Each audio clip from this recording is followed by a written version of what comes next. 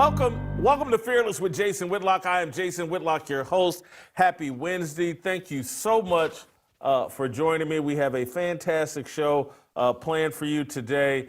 Steve Kim and Jay Skapinac are going to join me in just about 20, 30 seconds. And we will talk about the Victimhood Olympics with Shedeur Sanders and Laura Rutledge. We'll talk about Philip Rivers coming out of retirement at age 44 to lead the Indianapolis Colts. What is he thinking? We'll talk about Rich Paul and some interesting comments he's made about the Lakers and LeBron James.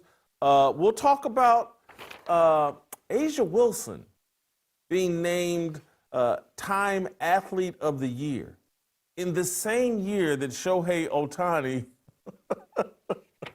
did something we may never, ever see again, or we do something we haven't seen since Babe Ruth. Wow, that's amazing. We'll talk about Quentin Jammer, former elite level Pro Bowl quality cornerback in the National Football League, who said that, he played about 8 times while completely drunk. So we got a lot to talk about with Steve and Skap. First thing I need you guys to do is to hit that 5-star rating. If you're listening over Apple, it helps us fight the algorithm. Please do that. The other thing I need you to do is thank our sponsors, or one of our sponsors, the Center for Academic Faithfulness. Everyone knows that picking and finding a major college to invest in for your child is really, really important. You want to find a school that shares your values, but who has time to look through all of that? Well, I've got a solution for you. I got great news, and it's absolutely free. You can use ChristianCollegeGuide.com. That's ChristianCollegeGuide.com. This online directory of more than 250 Christian colleges and universities is a one-stop shop for those of you looking for an environment that will not violate your child's Christian worldview. You can find all the basics such as acceptance rates, tuition costs, and academic majors. But here's what makes this resource truly special. ChristianCollegeGuide.com will show you the school's faith commitments, its campus policies, its spiritual life, and all the info that will help you find a college that you can trust. This is the definitive guide to Christian higher education, and it's completely free. So if you or someone you know is considering college, go to ChristianCollegeGuide.com to create a free user profile and get started today. That's ChristianCollegeGuide.com. Skap, Steve, welcome into the show. I'm going to start not with Philip Rivers. I'm actually going to start with the Victimhood Olympics. Steve, I found this fascinating. Skap, I did as well. Like Laura Rutledge interview. She didn't try to interview. She interviewed Justin Herbert after that Monday Night Football game. And Justin Herbert, for maybe a second and a half, didn't want to cooperate. And then he did cooperate. But that didn't stop people from saying, oh, what a pro. Oh, look what Laura Rutledge went through. How dare Justin Herbert? Let's play the clip, and then we'll get your reaction. Steve, I know you've covered a lot of sporting events. Have you ever seen that level of rudeness directed at a reporter? That was incredible. She deserves a Purple Heart. I have a question. Isn't the protocol for the NFL franchise, whoever that is, or a league member, to have a PR staffer actually say, hey, Justin, stay right here? And guys know the drill. I have a question for those who are coming out and piling on Justin Herbert, who probably played the most physically taxing game I've seen any quarterback this year. He's probably banged up. He's probably drugged up with all the pharmaceuticals, right, to get him out there. Heat of emotion. It's a big win. Did they have the same type of, and they love using this word, energy? Did they have the same energy and vitriol for Marshawn Lynch, who in a controlled setting during the Super Bowl, he was only there not to get fined, boss? They thought it was the coolest thing ever. I'm going to go all the way there since we are fearless. If that was a black quarterback, would those people dare have the same type of words for Justin Herbert that they would, let's say, if it was Lamar Jackson? And I'm just using him in as example.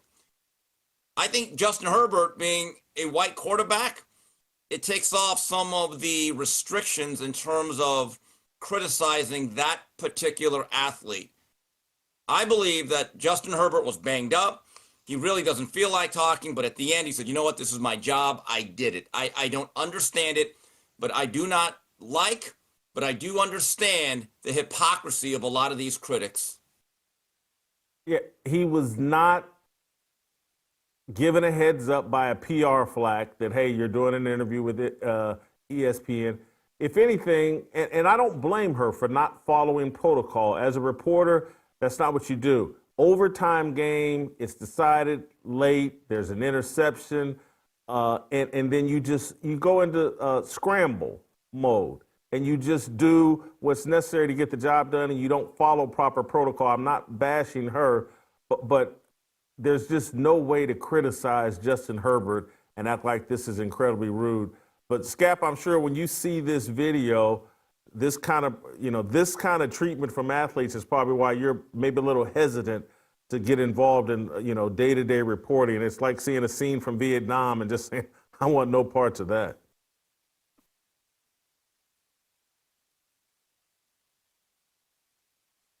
I think he's muted. He's muted. Yeah. Sorry, I'm back Are you on. muted, How am I Yeah, here? there you All right, go. Sorry, Unmute guys. yourself. Now you're great. Yeah. All right, awesome. Yeah, it's just when you show the clip in total context, it really does make it look that much more ridiculous. In this era of, Twitter or X, whatever we're calling Instagram, where you can kind of cut things up and kind of present them in a way that doesn't have the full context in it. But when you see the full clip and when you understand the context of the moment that Justin Herbert was dealing with, the guy's offensive line is totally decimated. He's banged up beyond belief. He's playing with a broken hand. They're playing the defending world champion Eagles in what is basically a must-win. The Chargers are fighting for their playoff lives right now. Heat of the moment on the field. I think we have to just look at it in the sense that these kinds of things happen when you're on the sideline. Like, this is part of the job of a sideline reporter, especially if you want to insinuate yourself within the moment, like the moment that he was dealing with at that time. And when you see the entire clip again, it was what, 20 seconds, 10 seconds of her being rebuffed before he actually got into the interview. What 10? No. Skap. Me and Steve aren't your wife. You don't have to lie to us about how long it was. This was only a second and a half, 2 seconds tops. This wasn't 10 seconds. You don't need to go 5x times. This was very, very brief. Nothing happened here. Continue. Yeah, I just, Jason, just to finish my point here, I'm wondering, are you guys old enough like me to remember Greg Popovich on the sidelines? Like, what if Laura Rutledge is getting like a Purple Heart or something for the way she kind of dealt with the situation of Justin Herbert, poor Laura there. What did these reporters do back in the day when Greg Popovich was chastising them on a half? Like, these guys were crying themselves to sleep probably at night comparatively. I think this is just another kind of example of this era is getting so much softer. Go back in the day and look at it when players and coaches were actually difficult to deal with on the sidelines. So I'm going to defend Laura Rutledge. I don't think she was the author of all these complaints. It was mostly other women over social media, Steve. Kay Smith, who I really love, being the leader of this. I want to read this tweet from Kay Smith. It's got 11 million views. 11 million views, 69,000 likes. Hey, bro, you get paid $262 million to play football. When the primetime broadcast wants an interview, you stand there like everybody else does and do the interview. Grow up. Kudos, Laura Rutledge, real pro. What's all right? Mind-boggling, and this is why beautiful women need to be seen and not heard more than heard, is like, he actually did the interview. He stood there and did the interview, and she's complaining as if he didn't, Steve. Yeah. Laura Rutledge had a job to do, and that's a tough job because it's not like a beat reporter getting blown off in the locker room. Like, Jason, if you were still on the beat and I was covering boxing and a boxer said after a fight, hey, I'm not answering your question, guess what? You can still get other answers. You can piece together a story. with other quotes, or the fact that a fighter blew you off can be the story. And some of the funniest columns from like TJ Simers were of that ilk. But she's on live television. That is her job. She has to get that interview. But I have a question for Miss Kay Smith. Would you use that terminology if that was a black quarter? Hey, bro, she wouldn't dare. Let's be honest about it. She would not dare go with the, hey, bro, do your job. She wouldn't. That's my opinion. Guys, do you remember? Go ahead. Do you remember just last year? I think it was last season where Mike Tomlin walked out of a press conference. Like he was maybe on podium for maybe 4 or 5 minutes, and someone brought up the idea of possibly maybe a change coming up in the offseason, or asking him, alluding to in some way his future with the team, and he literally just walked off the stage. I'm sorry, I'm just thinking of things off the top of my head. Anthony Davis, when they lost in the first round to the Nuggets 2 years ago, and he and LeBron were sitting on the podium, and it was right after Jamal Murray had hit a game-winning shot, and Anthony Davis slammed the microphone and walked off the podium. We have seen a plethora of examples over the past couple years of guys leaving or having meltdowns within post-game press conferences at podiums after they had been given the opportunity to cool down, let the moment pass to some degree. This was literally on the field, like seconds after a hard-fought physical overtime win, and we're going to bemoan. All right, Jason, 5 seconds, 1 second. We're really going to do this right now? I just can't believe we've reached this point. I want to move to another victim, and I want to play you guys another soundbite. Cleveland has named Shedeur Sanders their starting quarterback. Shouldn't this just be a universal day of celebration? And this is like a special, a Christmas version of Juneteenth coming up now that Shedeur has officially been named the starter. All the slaves have now been set free. Now that Shedeur is the starter, you just think there'd be nothing but celebrating. But somehow Shannon Sharpe and Ocho Cinco turned this into a conspiracy. The Browns are destroying Shedeur Sanders by naming him the starter. Play SOT 2. And I really hate to feel this way, but a part of me is like, yeah, we're going to let him start the rest of the season. Oh, Bears, Bills, Steelers, Bengals.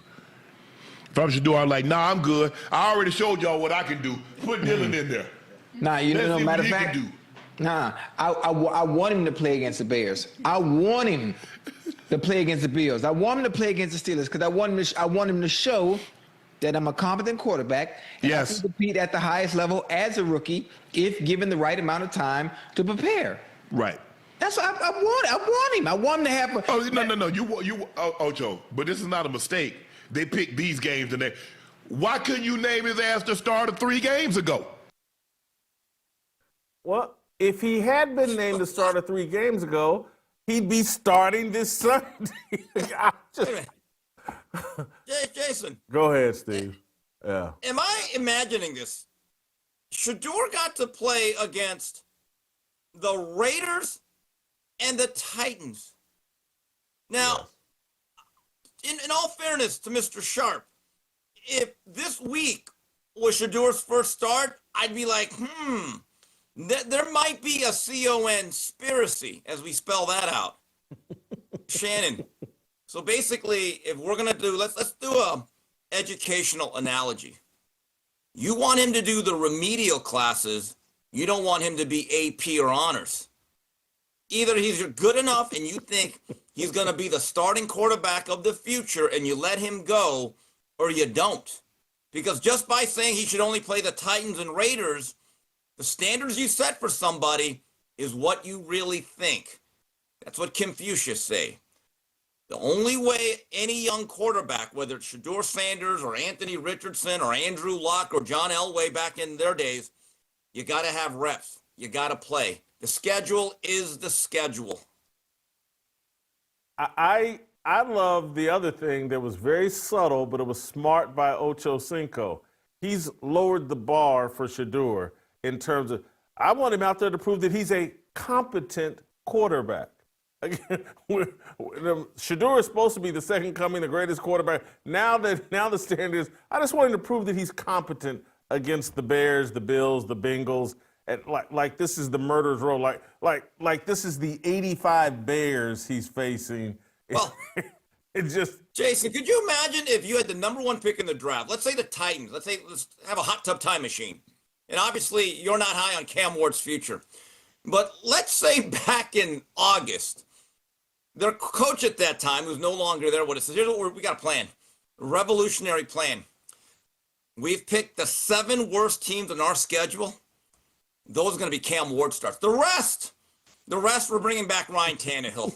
We're going to eat it. It makes no sense. It'd be unprecedented. I'd like to see it, but it makes no sense. Gap, you got a thought here? Yeah, the thing that strikes me about that clip, like, is Shannon Sharpe not in the Hall of Fame for playing football? Does he not understand how this works? Like, Shedeur entered the season as QB3. He was the 2nd pick by his own team at the quarterback position in this same draft that he came out of.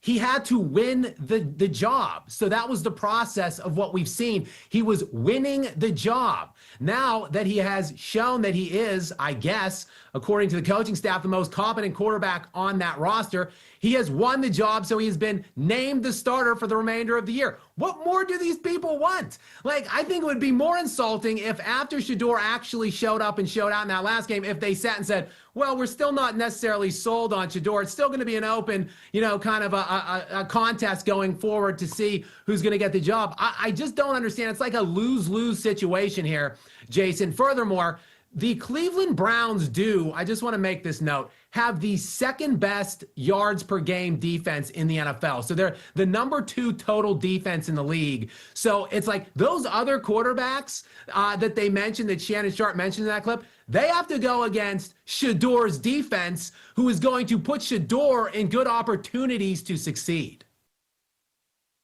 We have seen defenses similar to the Browns carry teams into the playoffs.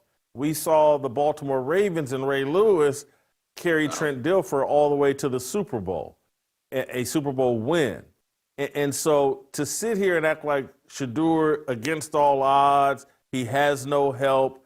No, he's got Myles Garrett, the Ray Lewis of his era, and he's got a defense. This is why some people don't take any allegations of racism seriously, because you can find it in every situation. They gave him a $40 million contract. Don't they know he'll spend that money on weed and coke and whores and it will destroy him? They shouldn't give him a $40 million. That's racist. There's nothing that they could not turn into some sort of conspiracy, and it's a mindset. I got to give Bomani Jones and Emmanuel Acho credit. They've called Shannon out for this, and so it's not just us. Anybody can see how stupid this is. Guys, give me a second. I want to talk to the audience about something that I keep in my home and partake in my home from time to time, and that's Flying Ace. Some bourbons chase trends. Flying Ace actually chases legacy. This is straight bourbon the way it was meant to be: bold, balanced, and unapologetically American. No gimmicks, no fluff, just real whiskey made for those who still believe in hard work and high standards. If that sounds like your kind of pour, it's time to level up. Buy online at flyingacespirits.com. Use the promo code BLAZE for free shipping. All right, guys, back to you guys. I want to talk about the story of the day, and that is Phillip Rivers at 44, 5 years after retiring in 2020. I think next year he's eligible to go into the NFL Hall of Fame. And now if he plays this season, the clock's going to start again. It'll be 5 more years. I find this inspiring that he wants to play that bad that he's willing to potentially delay induction into the Hall of Fame, or maybe he's doing this to enhance his Hall of Fame credentials. Maybe he's not a first ballot Hall of Famer. I don't know. Steve, I find this interesting. I'll be rooting for Phillip Rivers. I don't think it's going to work, though. I don't think he'll be that successful with this. I think this will be a mistake, but hats off to him. 44 years old. What's he got, like 12 kids? He's getting a little month-long December, January vacation from the family. Steve, your thoughts? So you're saying this for a Hall of Fame run? So this is not about his grandkids. This is not about his grandkids watching him play? What was Jack Trudeau not available? Was your guy Jeff George busy this month? I don't get. Look, I have a great amount of respect for Philip Rivers. Most of his career was on this side of the country, and I got to witness most of it.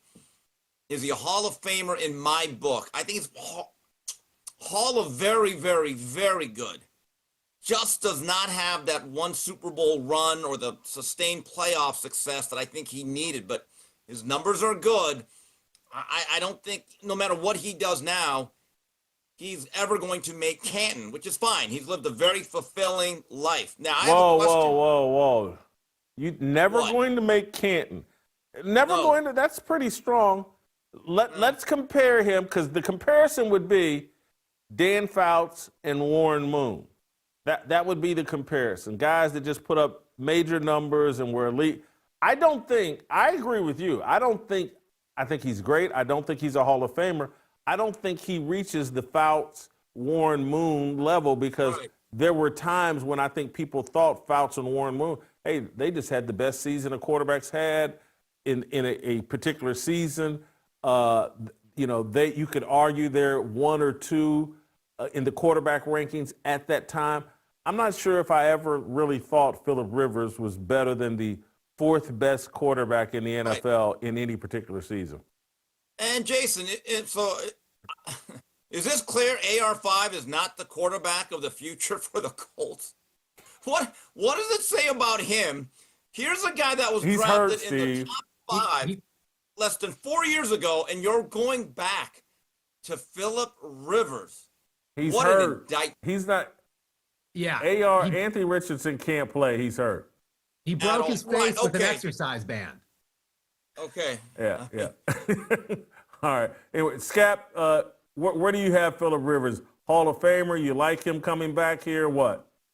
Well, here's the thing. My Hall of Fame standards are pretty high, guys. They're again, I don't think it's the Hall of pretty good. I'm with you guys. Quite frankly, let's look at his class that he came in with, though. Ben Roethlisberger and Eli Manning were in that same quarterbacking class.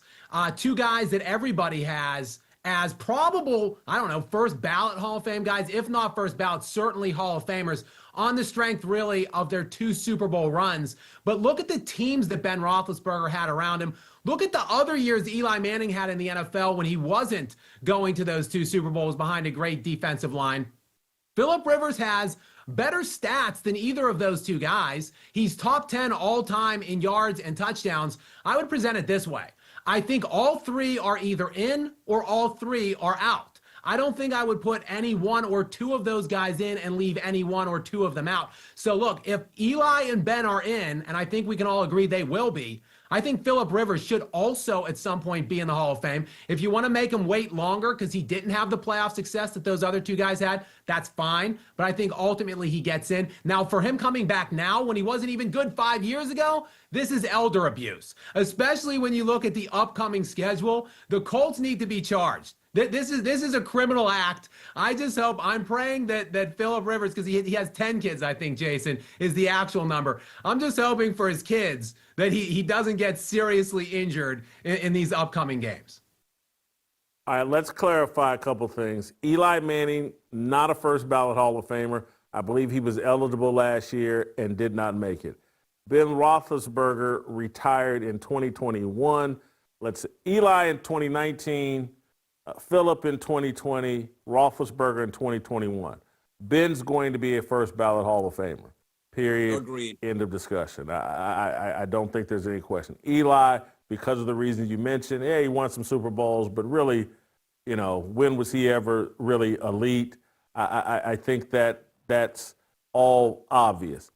I think that if he does anything, in these 4 games that he gets to play, I think it will actually enhance his Hall of Fame case, not justifiably, but because the standard and the story that's been promoted the last 20 years is can you write the story of the NFL without this person? Were they, if you were a part of the Hogs offensive line, we got to put someone from the Hogs on. But I think if he does something in these 4 games, they'll turn this, say, oh, what an incredible comeback story. And you can't have a Hall of Fame without including Phillip Rivers.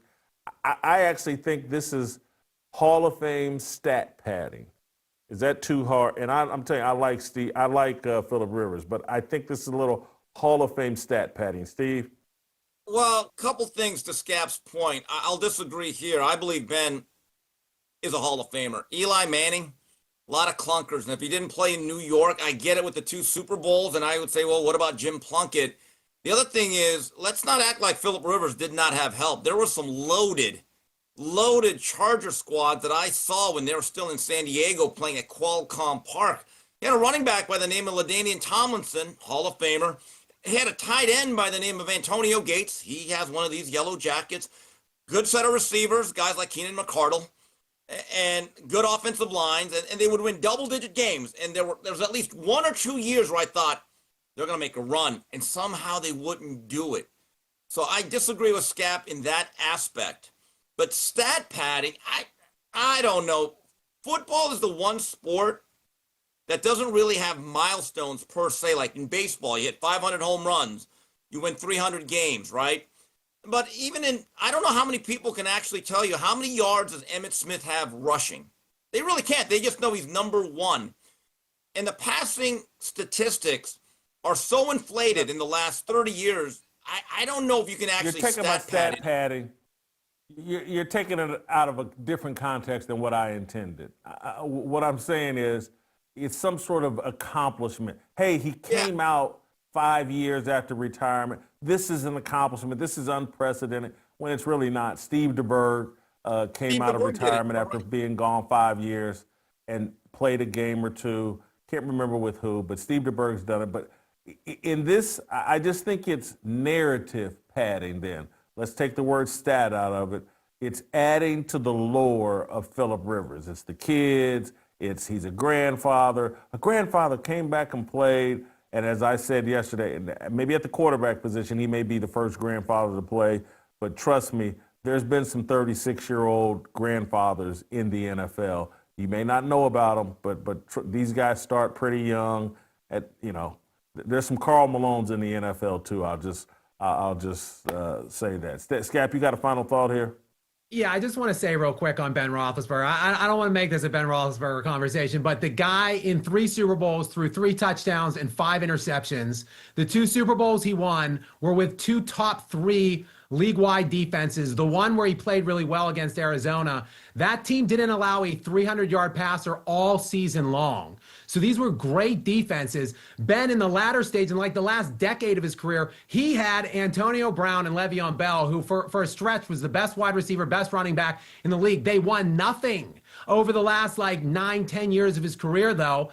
And also, one more little twinge element of luck here. The 2 rings that Ben won were years they didn't have to deal with Tom Brady. One of the years was a fluke year. Denver beat the Patriots. And the other year the Steelers won, Brady was out all year with a knee injury. So, look, Phillip Rivers didn't get the situational luck that Ben Roethlisberger had. I don't think that makes Ben a better quarterback. Again, I'm sticking to my guns on this. If you want them in, then put all 3 in. But I don't think I would be fine with none of the 3 being in, quite frankly. Scap, can we get some clarity on this? Is there anybody from Pittsburgh that you actually like? The Fish That Saved Pittsburgh. Did you like that movie? Great movie. I would love Julius. So yeah, I would love to get an NBA team in Pittsburgh, Jason. You've taken a dump on Big Ben and Mike Tomlin. Where you at on Chuck Noll? You like Terry Bradshaw? Where you at? The 70s Steelers, a little bit before my time, but still nonetheless, the greatest dynasty in NFL history, Jason, those 70s Steelers. I mean, I'm high on them. Dave High. Parker and We Are Family, those Pittsburgh Pirates. You know anything about them? Do you like them? What? I like them, but again, we got to go way far back here, Jason, for these things. The Pirates stink. Don't get me started on the Pirates ownership and the way they've managed that franchise for the last 25 years. Please, let's not go down this road.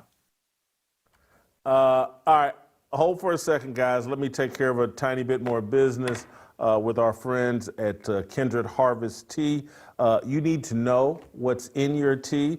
The Chinese have taken over the tea market, and they've filled up our teas with microplastics and a bunch of other garbage that's no good for us. Kindred Harvest is the American answer. Third-party lab tested, zero microplastics, zero heavy metals, blended and packed right here in the United States of America with 100% biodegradable, heat-sealed sachets. I was corrected. I was been calling it sockets, and I think it's called sachets. No glue, no ink, no compromises. Morning energy or evening herbal. It's clean tea for your entire family. Stop trusting China with your family's health. Choose American quality. Choose Kindred Harvest. Cultivating goodness daily. Go to kindredharvest.co. That's kindredharvest.co. C-O, not C-O-M, not .com, C-O. Use the promo code FEARLESS for 20% off. That's kindredharvest.co, promo code FEARLESS for 20% off. Thank you, Kindred Harvest, for being a supporter. We appreciate you. All right, I want to keep it moving. Let's move into the NBA world. Rich Paul said a couple of interesting things during a podcast interview. Let's start with shot number 4, where he basically, this is, LeBron James' right-hand man. He says the Lakers are not contenders. The Lakers that have Luka Doncic and Austin Reeves and LeBron James is their third option, they're not contenders. Let's play shot 4. Enough to be contenders right now. Not right now. When you say contenders, what do you mean? I don't think they have enough to get to the Western Conference Final. I don't think they have enough to get to really contend from that perspective. So right OKC now. is in a class by themselves. Very much They so. won 1 million games last year. They won the title. They have one loss and 23-1 now? Can't I keep stopped up. counting. Right, Yeah. so it's crazy. They're good. They're really good. And I always thought, even last year, it's like, wait, they're this good and they're going to get Chet Holmgren at a certain point? Like, that's a lot, right? Yeah. That's a lot. And here they are, they're rolling. Now they're confident because they just won the championship. They're maturing. They're getting better. So, okay, put them aside for a second. You think the Lakers don't fit in with the rest of the pack? They got the second best record in the conference. Yeah, but we've seen that before. That doesn't mean anything. I think when you look, we've seen it, right? We've seen when you have the talent up top that they have, those guys can win games. LeBron Right. and Luka. But also, Austin's And played Austin very well Reeves, this yeah, year. absolutely. He's taking a step. But then things start to really, when you come to back half of the season, where guys are really, now they have their conditioning, They're scouting you get in the different. They're rhythm, preparing scouting for you different. more. Yeah. It's one thing. Then when you go into the playoffs, we've seen last year, they ran into athleticism and length. They struggled. So when you look at it now, athleticism, length, shooting, speed, right? Because now, can the Lakers play fast? I don't think so. And style of play. You can't, that style of play is going to be very easy to guard.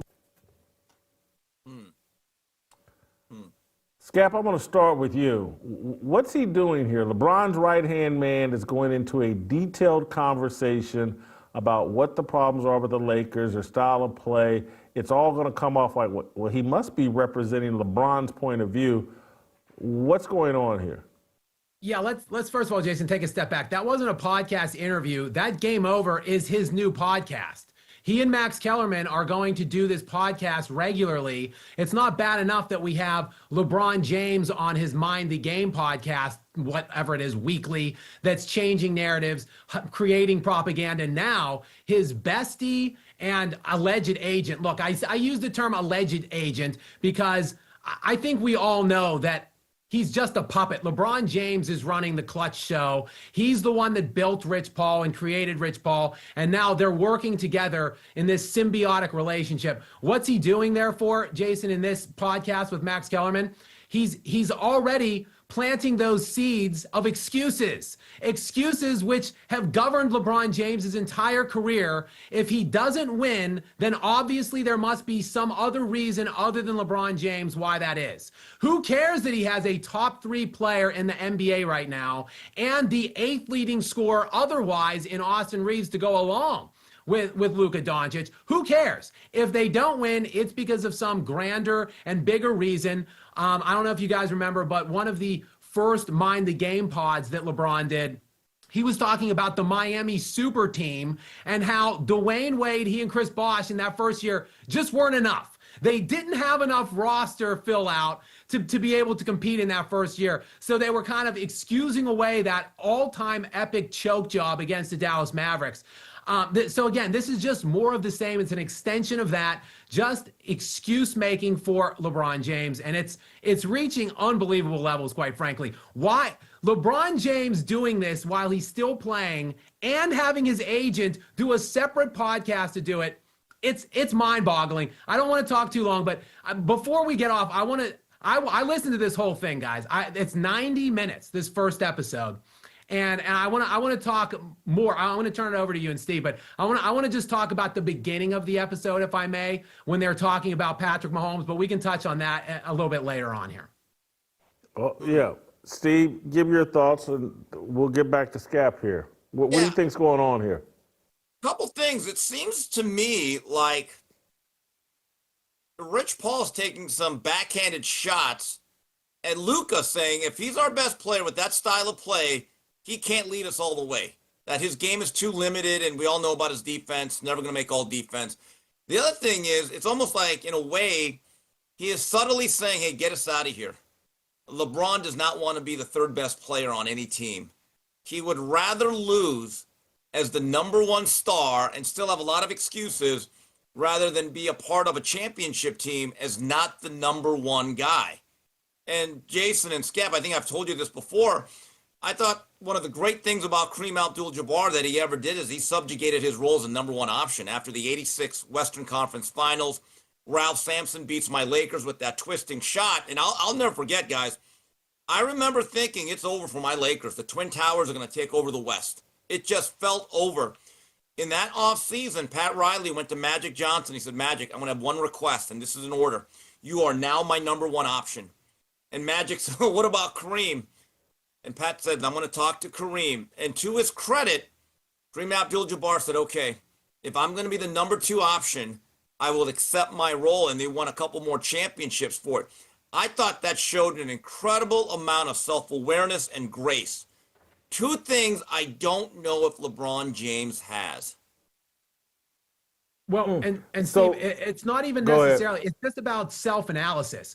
Like maybe LeBron's not capable of having that humility like Kareem Abdul-Jabbar had, and that's fine. Kobe Bryant wasn't. Kobe couldn't do it. He couldn't do what you're outlining that Kareem did. So Kobe got out of the NBA. So, what's it going to be, LeBron? You got to do one or the other because you're not a best player on a contending team anymore. Could you not read all of this as they're stirring up trouble within the organization as a way to put pressure? They want the Lakers to move LeBron James. Could this not be about putting pressure on Mark Walter, the new ownership? I was about to say Jenny Buss, but the new ownership to move LeBron James, because I think LeBron wants to take his talents to New York. Skap? Well, in this same 90-minute pod, though, again, which I listened to the entirety of, Max Kellerman asks him point blank, like, is LeBron going to finish this year in Los Angeles? And Rich Paul just matter-of-factly said, of course, where else would he go? And Max Kellerman from New York originally brought up specifically the Knicks, and Rich Paul, again, agent to LeBron, said, no, why would he go there? I mean, and then this was also pretty rich. He said, could LeBron make the Knicks better? Of course, but we can say that about 29 other teams in the NBA. So according to Rich Paul, 29 other teams in the NBA would want to have LeBron James right now. It's just unequivocal lies. Honestly, I don't think the vast majority of teams in the NBA want LeBron James, specifically not for any kind of a trade. Look, if the Lakers just bought him out completely or just cut him, just sent him home, sure, I guess LeBron would go to maybe one of 3 or 4 teams that might be interested. But to act like there's the whole majority of the league wants this guy or would have interest in it, it's just so outrageous. And again, it's just crafting the narrative to the degree that it's laughable to see that they feel this insecure, that you have to control the narrative to this level, to put both LeBron and Rich Paul out on their weekly podcast to do this. It just shows how immature that this guy really is. So what happened in the early part of this podcast that you found fascinating? They were talking about Patrick Mahomes, and Rich Paul was suggesting that Patrick Mahomes needs to get out of Kansas City and that he should go to Dallas would be the place that he would suggest. And then he's talking about the player empowerment movement in the NBA and comparing it how it doesn't really exist in the NFL like it does in the NBA, but that's because LeBron James essentially made it so for all the players that follow him. Like he was presenting LeBron James as this martyr figure who, for the good of the entire league, went out and created this atmosphere of player empowerment. It's the exact opposite. Again, it's this narrative shifting that's just so utterly laughable. LeBron James and the player empowerment movement is what destroyed the NBA. It's what destroyed the competitive balance of basketball and frankly impaired the product for well over a decade. And now in hindsight revisionism, he's trying to present it as, oh, well, LeBron James was this great savior for the players in the NBA, and he was so selfless in jumping to super teams and stacking his rosters for 15 years to steal as many cheap rings as he possibly can. It wasn't about LeBron, guys, though. It was about the good of the league. That's interesting because that sounds like he's arguing for himself as well. It's like, if I could represent some of these NFL players and open their minds up to how much power they have, and if I could just get my hooks into Patrick Mahomes and get, we could have the exact same thing going on in the NFL that we have going on in the NBA. Did Kellerman offer any pushback to any of that? It was interesting. Kellerman, who I'm not a huge fan of, actually was going back at Rich Paul throughout the interview. Kellerman actually brings up the outrageous, the audacious stat padding absurdity when they were down 25 points in the middle of the fourth quarter, and LeBron was still in there jacking up shots to try to get to extend his double-digit streak.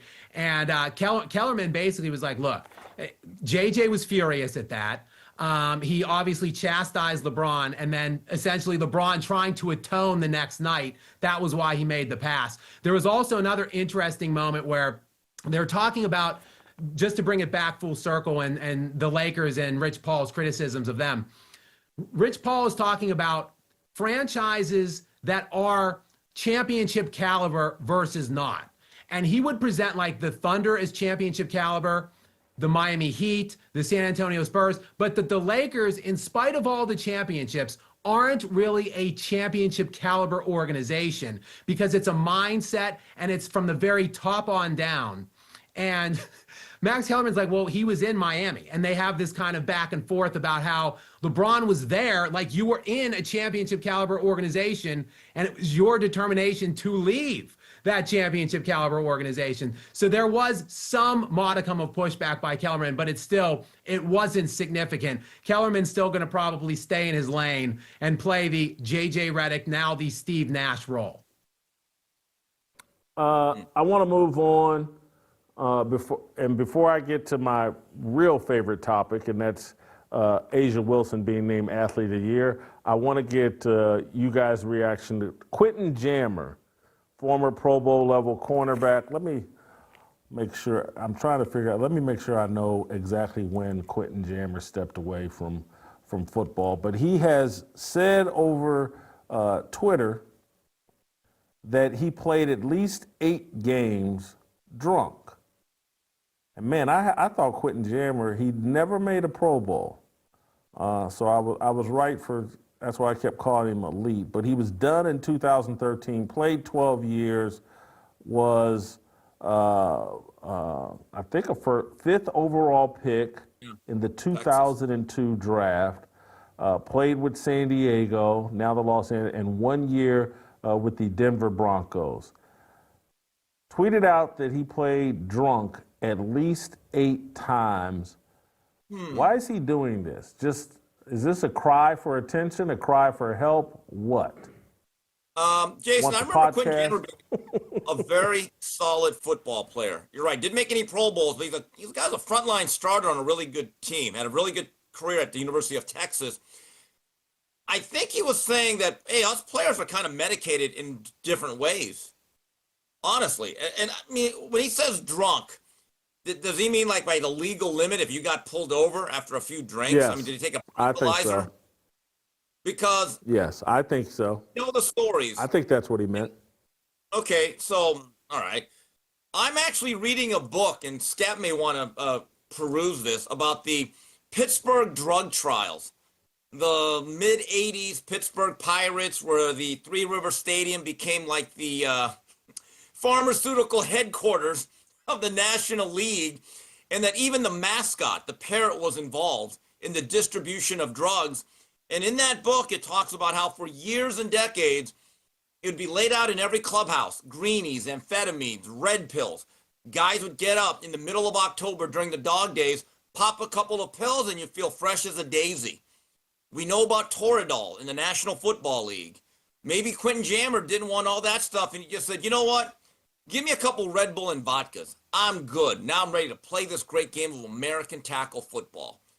I'm not that surprised by this. I think a lot of guys medicate themselves to prepare to play this violent game on a regular basis. Yeah, I'm not sure if it's prep or if it's just a lack of discipline and they got some kind of alcohol or drug abuse problem. I'm not sure if now, do I know, like, I don't think I'm outing anybody, but like Andre Rison said he could not practice or play unless he was smoking weed and high. I mean, everybody knew that about him. He'd show up to practice smelling like weed. He'd show up to games smelling like weed. And everybody, I'll name another guy that I think, I'm not trying to bash the guy, I'm just trying, because I think he's been pretty transparent, but like Dale Carter, another great cornerback, like cocaine, and would come straight from being at the strip club to practice and or games. There's a lot of guys that got away with really bad habits from either alcohol abuse or drug abuse. They were so talented they could still play, and they preferred to play that way, and they eventually convinced themselves. This is why I'm so great. I can't play without, look, I could sit here and name some guys at Ball State that I played with in college that, you know, didn't like to practice or play unless they had smoked some weed. This is commonplace, but this is also why I think we've made a mistake, and I'm not saying this is all of them, but it's made a mistake of like treating these rich athletes like they are some sort of PhDs or community leaders or whatever. They play a sport. It goes to the most talented, not the most dedicated. The thing doesn't surprise me. I just wish people could keep in perspective exactly who these guys are, because turning over power and influence of these guys is a joke. Scap? Yeah, I mean, like you guys said, this isn't an isolated incident. Michael Irvin, obviously, and those Cowboys teams had some substance abuse issues back in the 90s. I believe it was Meta World Peace, formerly Ron Artest, whatever he's going by now, said that he used to keep Hennessy in his locker and he would do shots at halftime during NBA games. So this isn't a news story.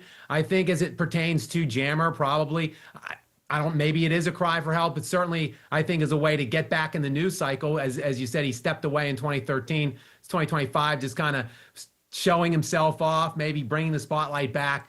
But yeah, just regrettable behavior, obviously, and it makes me wonder, like, how good could that guy have been, or how good could these guys be if they are, functioning without these substances and the way that they're abusing them.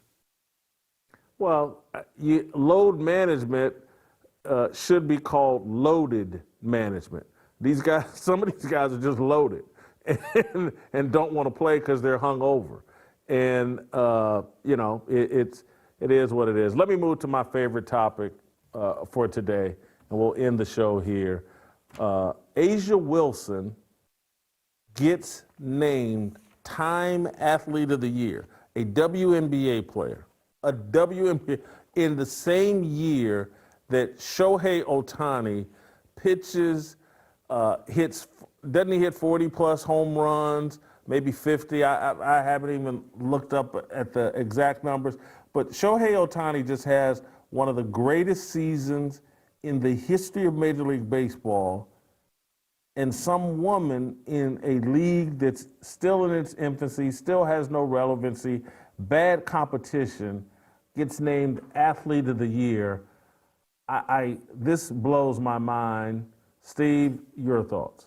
Well, the infancy, hasn't this league been around since 97? Not exactly a toddler. It's begun to walk. It's gotten out of its diapers, if not out of its own way. But Jason, I am not a baseball fan. I cannot stand the Dodgers, but I have to be fair about this, living in LA.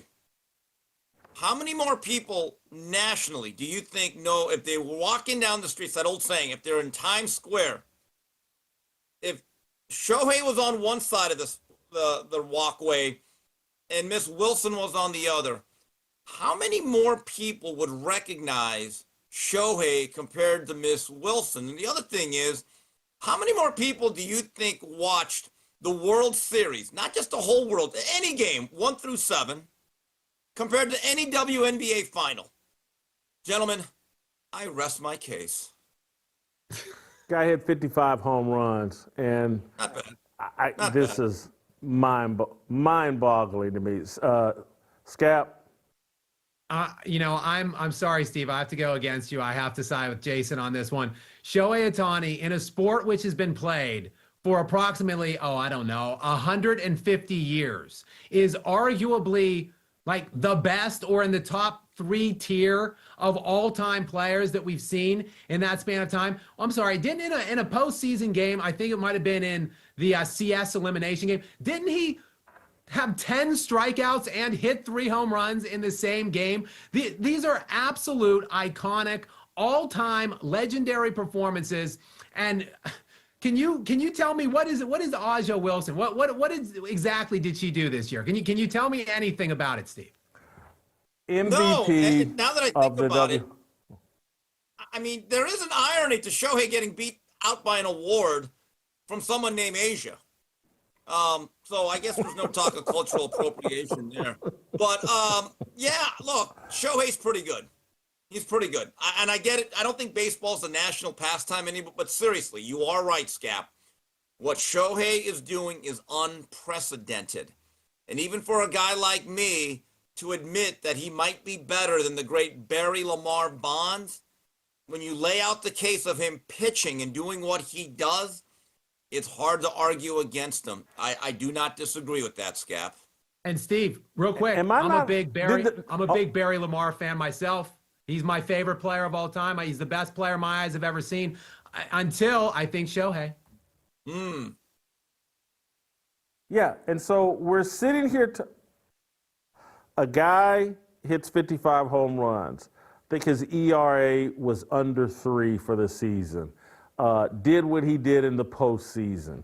Leads the Dodgers to the World Series title in a historic 7-game series. Ratings for that World Series, didn't it get over 30 million? I was like some crazy numbers.